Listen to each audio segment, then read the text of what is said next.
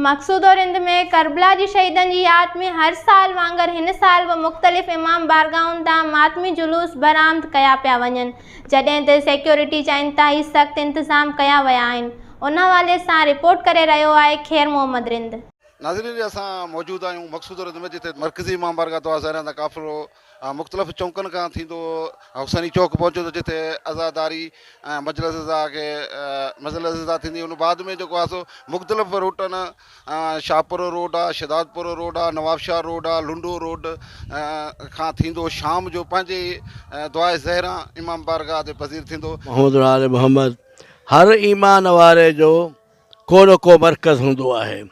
इन करे ही क़ौम शिया या आज़ादार जेके बि आहिनि, इन में ज़रूरी कोन्हे शिया हुजनि, जेके बि आज़ादार आहिनि से मुहर्रम उल हराम में अहल बैत के नज़राना अक़ीदत पेश करण जे लाइ हू पंहिंजे तरफ़ां काफ़ी कोशिशि कनि था। आज़ादारीअ में, सबीलुनि में, न्याज़नि में गॾु हलनि था। ऐं असांजे मुल्क जी इंतिज़ामिया तमामु क़ाबिल तारीफ़ आहे, जेका असांजा आज़ादारी में वॾो तावन कनि था, असां सां गॾु हलनि था, असांजी मुहाफ़िज़त रखनि था।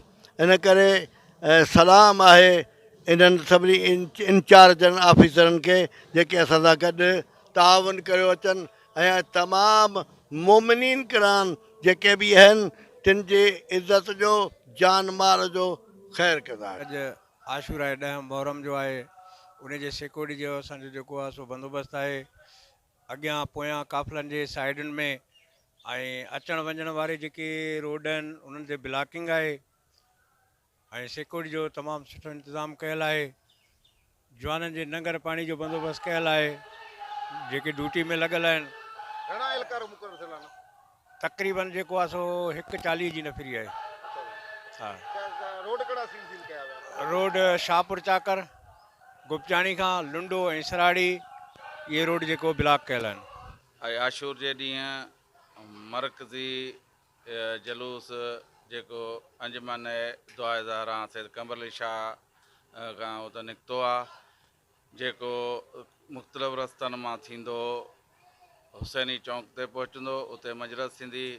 उन में इलाइक़े जा सवें नंढा वॾा काफ़िला शरीक थींदा, जेको आख़िरी वरी साईं कमर अली शाह इमाम बारगाह शाह में ग़रीबा थींदी। अॼु शहीद इमाम हुसैन शोहदा करबला जे सिलसिले में ई जलूस, ई सबीलूं, ई न्याज़ जस हुजे सिक्योरिटी जे जवाननि खे, जंहिंमें SHO मकसूदो रिंद ऐं GSO MWM जा नौजवान जेके सिक्योरिटी जी काफ़िले जी सिक्योरिटी सरअंजाम ॾेई रहिया आहिनि। असां तक़रीबन हिते 8 बजे पहुची विया आहियूं। तक़रीबन असांजा स्काउट, यूथ स्काउट तक़रीबन 20 खनि स्काउट आहिनि जेके कमु कनि पिया इंशाल्लाह। ऐं असांजी कैंप बि लॻे थी शाम जे टाइम ते, मेडिकल कैंप बि लॻे थी। इंशाल्लाह असां घर घर हूंदासीं हर चौक ते इंशाल्लाह। इन जो इहो चवणु आहे त मकसूरनि में हर साल मगर 10 मुहर्रम जे हवाले सां मकसूरनि जे भर पासे में केतिरनि इमाम बारगाहनि ते आज़ादारी जो सिलसिलो हलंदड़ आहे, जिते मजलिसूं नुआखानी जेको आहे सो कई वेंदी आहे।